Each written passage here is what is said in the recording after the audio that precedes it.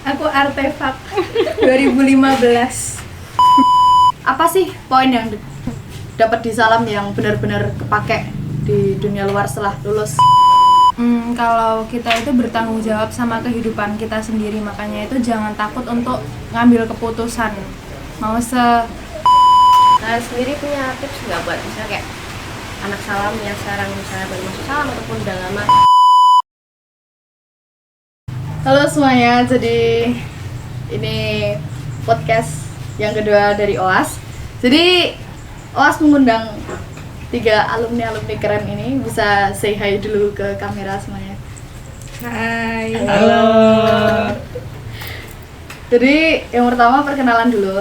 Nama aku Leka. Nama aku Ruel dan kita di sini sama 3 narasumber bisa memperkenalkan diri sendiri-sendiri. Saya Sufi, salam kenal. Aku kena. Aku Lang. Oke. Jadi ini pada lulus kapan nih? Kalau aku nggak lama sih. Iya tahun kemarin, 2022, aku lulusan situ. Oke. Mbak kenal? 2021. Mbak Lawang? Aku artefak 2015. Jadi gimana ya nih menjelaskannya? Bukan menjelaskan sih. Pertanyaannya yang mau tak tanyain tuh sebenarnya tuh udah ada, tapi bingung sih mulainya dari mana. Jadi yang dari Mas Sufi, Mbak Kenar sama Mbak Langlang, yang apa sih poin yang dapat di Salam yang benar-benar kepake di dunia luar setelah lulus? Kayak bekal gitu yang didapat. Kalau aku tuh apa ya? Aku jelasinnya susah sih. Kayak ada hal yang susah dijelaskan, tapi kira-kira itu tuh kayak tertanam gitu. Menurutku tuh dari apa ya? Dari pola pikir sih. Kalau dari pola pikir tuh kayak misal kita tuh bisa mengolah apa yang ada di dalam kita, pikiran kita, sama yang di luar pikiran kita.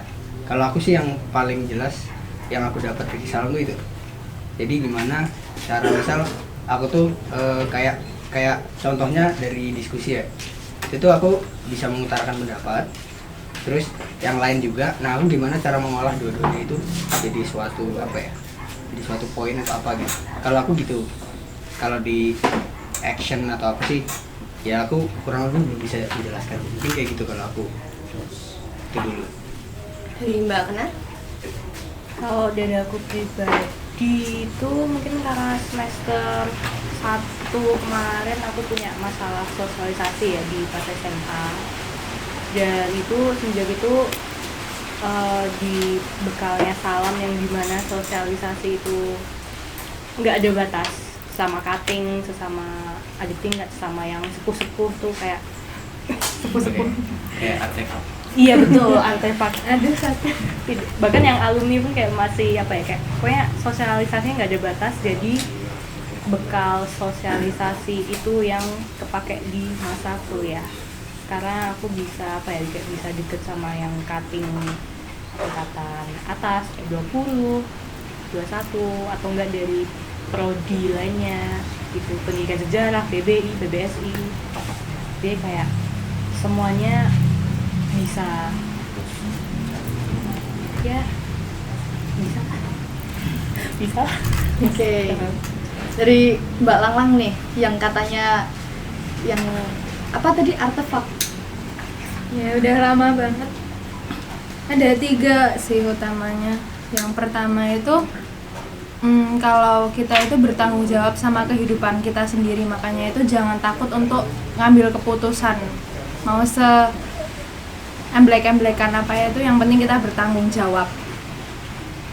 Yang kedua, semua orang itu bisa jadi guru, maupun seenggak expected apapun orang itu, maupun itu kakakmu, adekmu, sepupumu, atau bahkan orang yang bisa dianggap remeh di kehidupan apa ya, masyarakat secara umum, itu ya itu penting gitu. Dan yang ketiga, belajar itu bisa di mana aja, nggak cuma di kampus, di sekolah, di tempat-tempat membosankan dan menjijikkan seperti itu. Ya, itu aja sih. Ya berarti kalau dari Mas Sufi ada pola pikir, terus dari Mbak Kenar ada sosialisasi, terus dari Mbak Langlang tanggung jawab dan cara belajar ya. Iya. Nah, untuk dari salam itu kan sistem pembelajarannya udah beda banget tuh.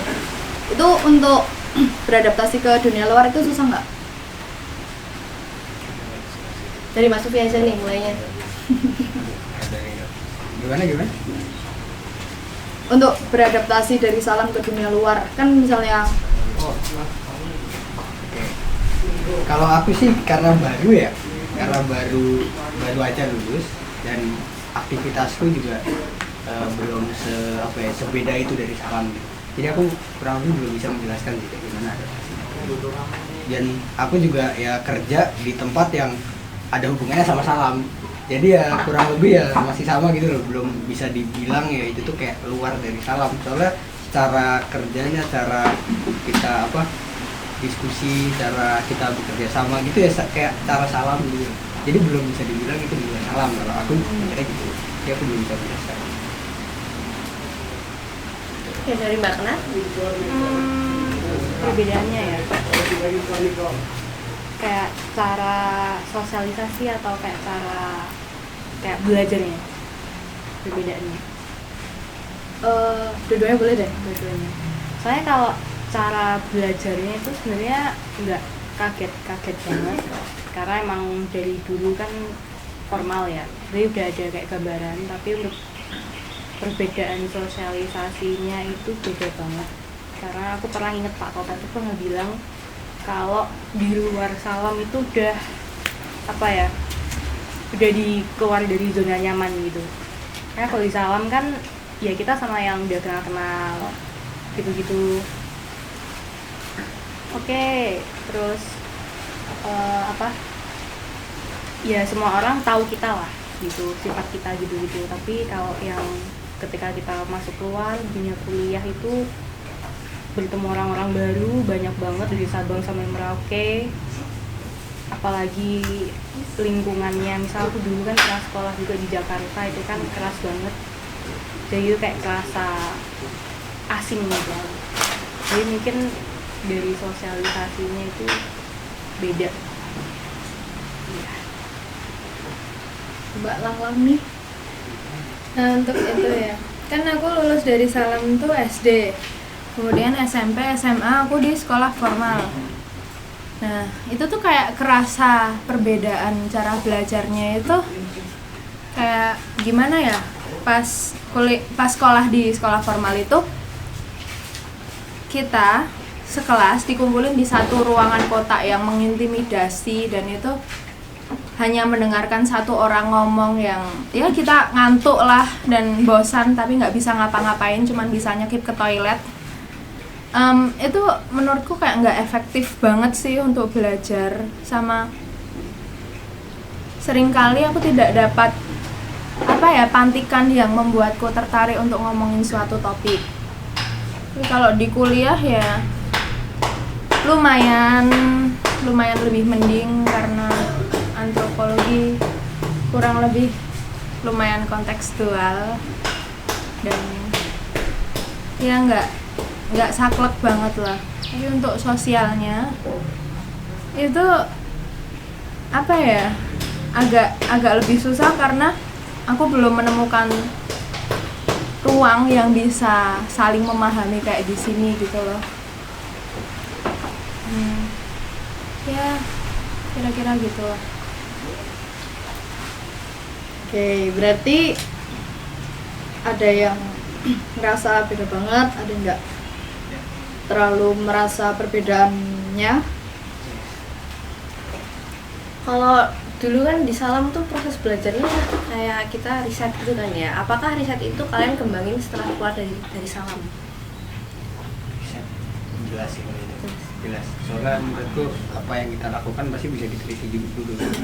Iya, dari kita misal kita ngelakuin sesuatu, terus ada hal yang kita nggak terlalu suka nih sama caranya gitu.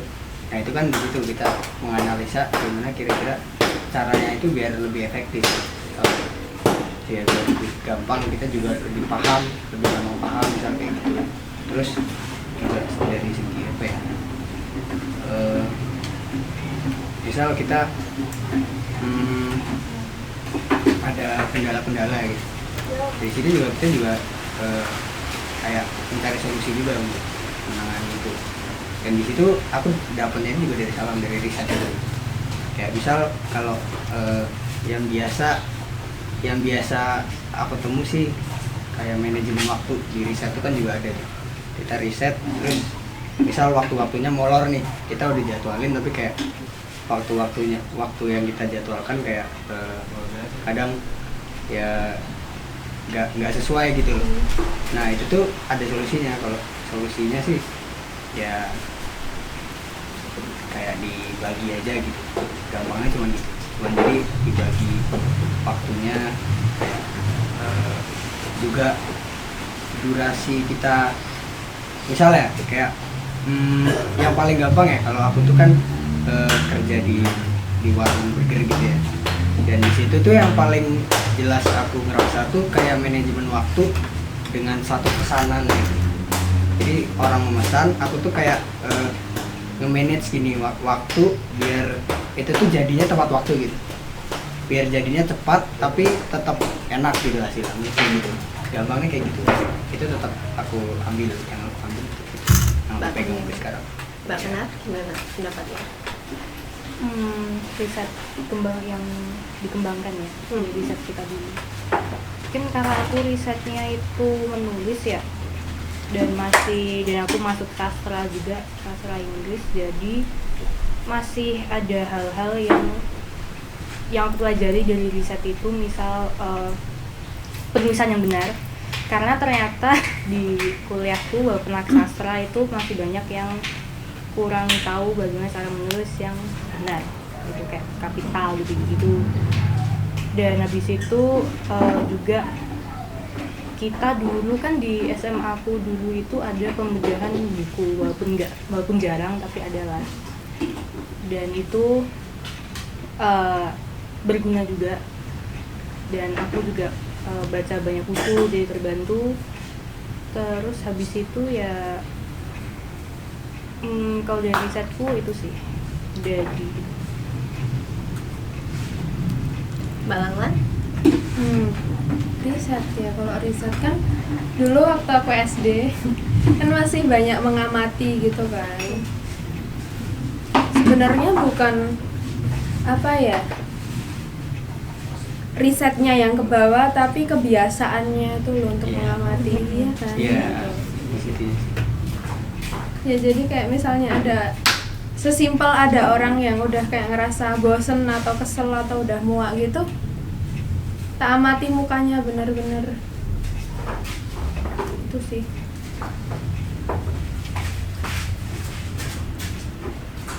Nah, tapi pada saat proses belajar di Salam ada nggak yang nggak enakin gitu, jadi kayak kurang nyaman gitu pas proses riset? Aku ya mungkin apa ya, ada yang dari diri. Kalau aku tuh yang nggak enak tuh apa ya, mungkin kayak mungkin dari orangnya ya, dari beberapa orang gitu. Yang menurutku ya yang aku nggak suka tuh kayak ada beberapa orang yang kira-kira tuh setelah sekolah di Salam ya, itu kayak mereka tuh jadi kayak punya benteng sendiri gitu. Itu sih yang paling aku nggak suka. Kadang ya, aku nggak nyebut nama, cuman ada beberapa orang yang kayak dia tuh merasa dirinya tuh kayak udah jadi gitu, jadi ya membentengi diri gitu. Itu sih mungkin yang aku nggak suka. Jadi tidak nggak menghargai pendapat orang kayak gitu. Mungkin gitu. Mbak Kenar? Suka ya? Mungkin hampir sama kayak Sufi, tapi lebih ke bebas. Kayak maksudnya oke, di sini bebas, tapi ya ketika itu kalau kamu udah keluar dari Salam itu kebebasan itu tuh akan terkekang. Jadi apa ya, kayak di sini itu karena mungkin yang terlalu bebas, jadi mungkin ada beberapa orang yang ketika udah keluar atau ketika itu tuh merasa ya aturan itu ya ada untuk dilabel gitu. Padahal di satu sisi aturan itu ada ya untuk keberlangsungan kita sesama gitu. Jadi nggak cuma kamu aja yang gitu. Satu sisi kayak selfish gitu kan. Jadi menurutku terlalu bebasnya salam ini kadang bisa terlalu over, tergantung pribadinya masing-masing. Balangan Sebenarnya ada dua sih. Yang pertama itu kan waktu zamanku, waduh, kayak artefak banget, tua banget. Nggak tahu sampai sekarang atau enggak, ada beberapa fase yang mindsetnya tuh masih guru sekolah formal, jadi kita duduk di kelas dengerin mereka ngomong, masih ada gitu loh fase-fase yang memaksakan konsep sekolah formal dan nggak peduli tentang kebebasan kawan-kawan, itu yang memaksakan mindset mereka untuk di kelas dan itu menyebalkan sekali.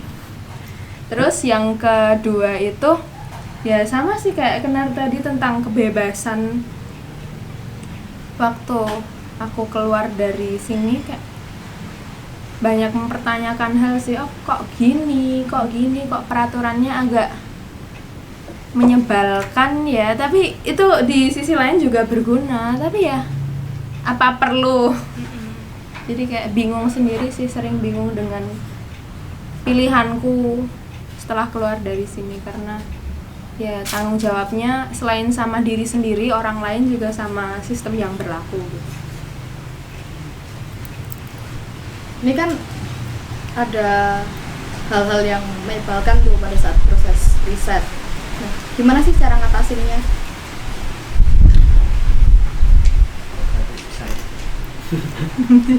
Mungkin karena banyak juga orang yang ngalamin, mungkin bingung juga ngatasinnya gitu. Jadi mungkin ini bisa jadi referensi untuk teman-teman di luar sana. Ada yang mungkin jalan gitu. Aku ya bingung ya. Aku ada satu cara sih, bikin buku harian. Kayak buku harian itu penting karena kita bisa tahu pola hidup kita dari situ gitu loh. Jadi kalau kendalaku itu bagaimana cara mengatasinya itu, ini aku agak-agak lupa ya, karena jujur SMA tuh udah kayak tapi seingatku ini aku nggak tahu ya kalau aku melakukan itu, tapi ya saran aja sih kalau misal kebingungan sama riset kendala gitu, jangan ragu untuk nge-reach out Fasil lah, atau nge-reach out ya temen atau iya. kayak sambat, sambat ngotot sama temen, ya gitu, sial gitu. Kayak, sial kayak riset iki. Tapi kalau ke Fasil, kalau bingung ini gimana ya silakan gitu. So aja sih. Ya, itu juga mirip-mirip sih sama Mbak Kenar. Jadi kalau misal kadang kayak aku tuh mungkin kadang moodnya suka melebar kemana-mana, moodnya hilang-hilang gitu. Biasanya aku tuh kayak jadwalin 1 hari atau 2 hari gitu untuk bertemu dengan mentorku. Jadi di situ ya jadi kejaga, tetap kejaga ritme. Kalau aku itu menjaga. Lumayan menarik juga karena mungkin ada beberapa masalah yang sama yang dialami juga sama teman-teman sekitarku juga. Mungkin aku juga salah satunya. Nah, menurut kan tadi ada kegelisahan kalian selama sekolah di Salam kan. Nah, itu kan mungkin zamannya kalian. Menurut kalian dan menurut kalian apakah sampai sekarang mungkin kalian masih tetap lihat-lihat Salam tuh udah sekarang berkembang jadi gini-gini kan, mungkin dari zamannya Mbak Langlang udah lama banget kan, nah kan beda jauh kan. Nah apakah ada beberapa hal yang masih perlu ditingkatkan oleh Salam dari cara belajarnya ataupun fasihnya atau gimana gitu? Kalau zamanku cuma ya 2023 kemarin nggak sama. Ya dari Mbak Langlang kan paling lama nih, Paling sepuh. tua. Sepuh. Enggak sepuh banget. Tapi ya tua lah.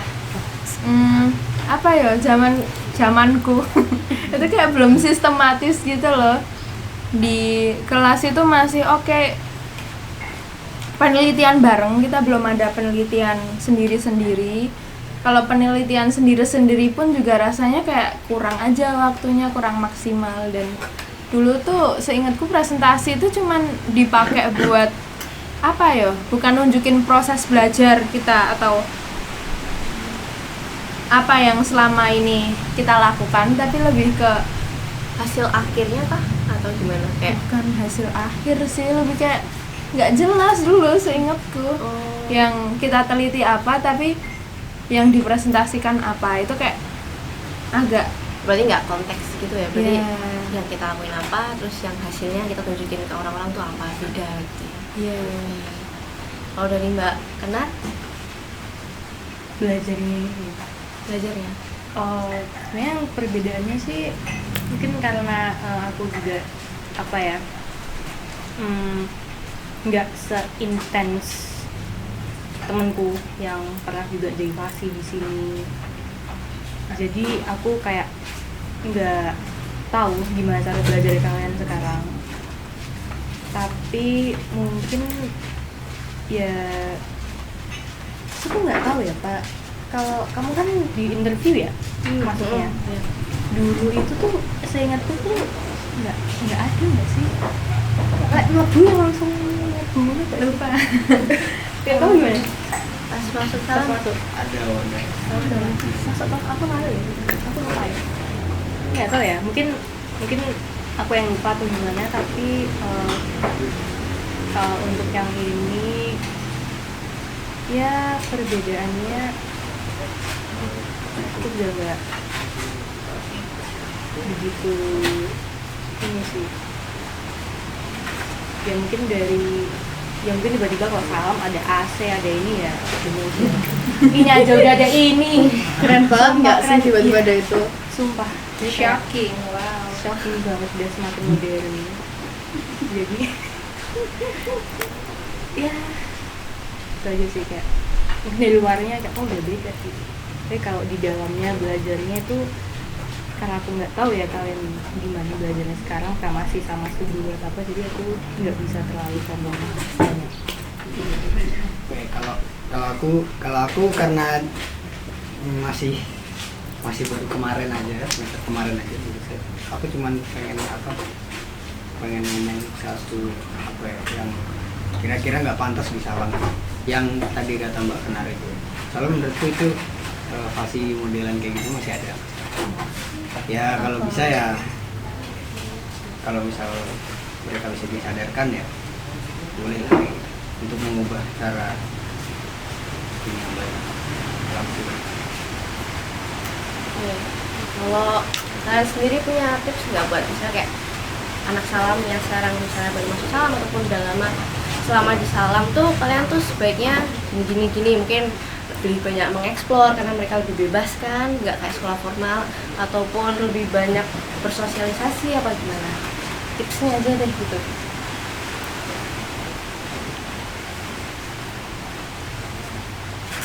Apa dulu nih? Target, break dulu ya. Apa ya? Minum dulu. Oke. Gila nih Pak Ketu. Versi lah, nih. Pak Ketu keren pol. Kak, aku terharu ya. Nih, alhamdulillah. Sila. Wow, gelasnya cakep lagi. Ih, gelasnya tuh Senja ekspresi. Yoman.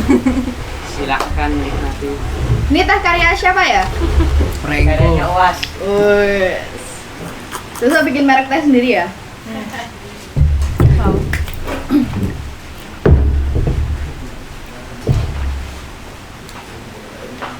Lanjutin yang tadi. Lanjut. Tips. Kok aku gak jago ya buat tips and trick gitu. So, Kalau tips buat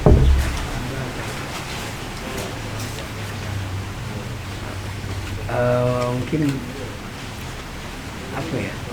Kalau soalnya aku bisa dibilang aku tuh orang yang bisa melihat bahwa anak-anak yang lain tuh lebih baik dari aku gitu loh. Jadi aku kayak nggak punya apa ya, kayak nggak bisa gitu ngasih tips, nggak bisa ngasih tips kayak gitu. Tapi pas mau lulus gitu, rencananya misalnya nih udah kayak kelas-kelas akhir, contohnya kelas 6, kelas 9, kelas 12, Oh itu ada nggak sih rencana habis keluar salam tuh mau ngapain aja? oh iya, oke, mungkin itu ya, perencanaan pas keluar tuh mau ngapain itu sih menurutku. Dan kalau bisa ya itu tuh harus kamu tekenin bener bahwa itu tuh yang kamu mau dan itu tuh ada kaitannya dengan masa depanmu gitu. Kalau aku kayak gitu. Jadi misal kalau misal risetnya fotografi gitu, misal ya, itu berarti kan perencanaan keluarnya itu pasti ada kan, kayak ya job-jobnya kayak gitulah, nyari-nyari yang mulai nyari-nyari jobnya seperti itulah. Atau mungkin mau kalau misal mau masuk ke perguruan tinggi ya berarti yang situ yang jurusannya ada kaitannya dengan itu, misal kayak gitu. Jadi tetap bekalmu itu tetap terpakai, nggak kayak saya itu risetnya ganti-ganti di SMA, yang satunya gambar, yang satunya foto, terus ada survival skill, terus satunya game, tapi di sini nggak kepake semua. Nah jadi menurutku ya kalau bisa risetnya itu ada kaitannya semua dengan masa depan kayak gitu kalau aku. Berarti dari awal udah bisa ini ya, kayak menentukan kalau misalnya di sekolah formal gitu kan, kalau di sekolah formal itu kan kita kan belajar pelajaran yang mungkin kita nggak suka. Nah itu yang sempat ngalamin siapa aja sih ini? Cuman Mbak Lala langsung Mbak Kenar aja ya? Aku ya Itu untuk kayak mikirin ke depannya itu bakalan lebih susah atau biasa aja?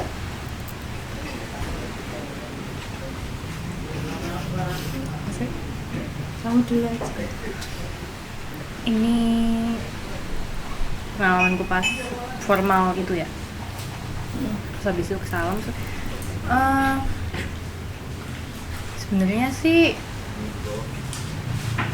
iya sih susah gitu ya, apa ya, Kalau di sekolah formal kan itu kan kita belajar pelajaran yang mungkin kita nggak suka, tapi mungkin aja ada yang suka. Tapi kalau di salam sistemnya kan riset kan, jadi kita bisa pilih apa yang kita sukai dari awal. Mungkin itu juga bisa jadi plan untuk kedepannya.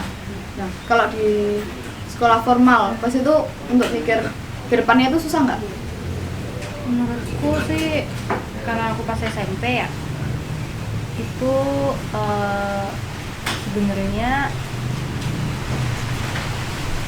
menurutku agak susah gampang, karena kan kalau misal kalau kamu di SMA yang formal itu kan udah ada kayak 3 IPA, IPS, bahasa, itu ya bisa menentukan lah, bisa jadi acuan. Tapi karena pas aku SMP itu acuanku, aku udah punya acuan sih, kayak aku nggak mau aku mau kayak gini, dan kayaknya di sekolah formal nggak ada gitu kayak yang ini, jadi kayak ya itu agak susah gampang.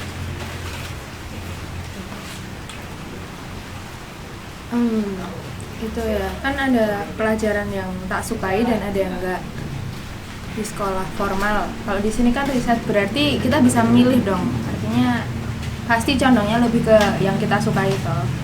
Kalau di sekolah formal itu untuk pelajaran yang enggak aku sukai, aku cuman kayak ngeset batas belajar, oke.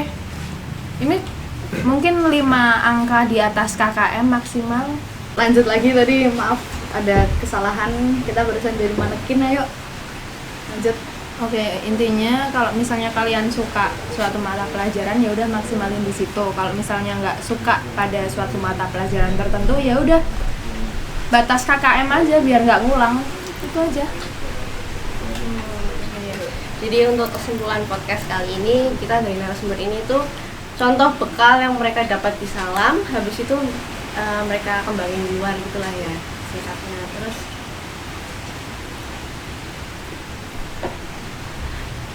ada kata-kata nggak dari narasumber kata-kata motivasi untuk para adik-adiknya? Jangan minta langkah ke depan. Selevel. Aduh. Itu sih kayak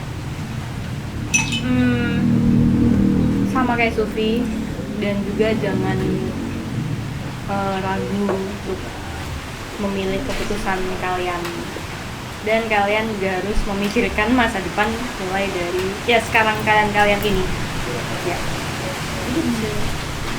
Tapi jangan lupa menghabiskan masa muda juga ya. Betul. Aduh. Dewasa kayaknya berat ya. Ya gimana? Kepaksa. 2 tahun masa muda pandemi guys, jadi ya gitu lah. Gak asik.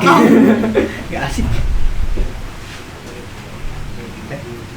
Dari Balang lagi. Dari aku kata-kata mutiaranya ya. Pertama, coba beraniin buat buka ruang negosiasi bagi situasi yang kiranya nggak enakin ke kalian, misalnya negosiasi dengan fasi yang nggak kooperatif itu perlu. Dan yang kedua, kalian tuh punya kekuatan loh sebenarnya untuk menentukan arah hidup dan banyak hal, jadi usahain berani tanggung jawab dari situ. Udah sih. gila, calon-calon motivator. Cheers dulu. Cheers dulu, pakai gelas Sersi, guys. Gelas Sersi. Wow. Oh, beda-beda lah ini. Beda lah. Bersadar. Kan kita tidak seragam. Mas, kamu baik banget pegang gelasnya. Ini gimana? Nah, gitu aja. Tapi ini nggak ketok. Saya ben estetik di lapis ya. Ya, guys. Terima kasih. Cheers. Ya. Dari aku ya sekian dari podcast kita kali ini. Mungkin nanti kedepannya bakal ada podcast lagi, nggak tahu. Oh, dari narasumber ada nggak? Ada lagi yang bisa sampaikan? Cuman bisa ngomong matur arigato. Oke. Dah. Thank you. Dadah. Bye.